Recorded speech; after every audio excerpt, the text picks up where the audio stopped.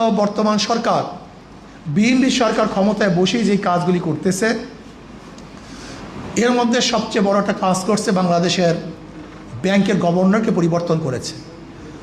গভর্নরকে পরিবর্তন করছে, এটা করতেই পারে, কিন্তু যাকে গভর্নর নিযুক্ত করছে এটা নিয়ে আমাদের বহুত বড় প্রশ্ন আছে। একজন ব্যবসায়ীকে গভর্নর বানানো হয়েছে। অবশ্যই মনে রাখতে হবে ব্যাংকের টাকাগুলি বিএনপির না, এই বাংলাদেশের জনগণের। এই বাংলাদেশের জনগণের টাকা সেভ করার দায়িত্ব কিন্তু জনগণের। যদি কোনো অবস্থাতেই ব্যাংকিং খাত সুস্থ সুন্দর না হয়, ডিফল্টার হয়, তো বাংলাদেশ সমস্ত ব্যবসায়ী কিন্তু ধ্বংস হয়ে যাবে, দেউলিয়া হয়ে যাবে।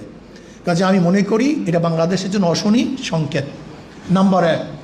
নাম্বার 2, নরসিংদীতে এই ধর্ষণ হয়েছে, আপনারা দেখেছেন, ধর্ষণের পর হত্যা করা হয়েছে।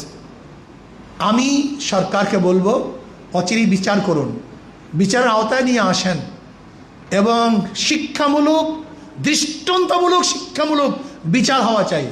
একটা শিক্ষামূলক, দৃষ্টান্তমূলক যে এমন শিক্ষা দেওয়া উচিত যেন দ্বিতীয়বার কেউ ধর্ষণের সাহস করতে না পারে, এবং বিচারের আওতায় আনা উচিত। যদি না নেন তাহলে বাংলাদেশের জনগণ তারা কিন্তু আপনার বিরুদ্ধে রাস্তায় নামতে বাধ্য হবে।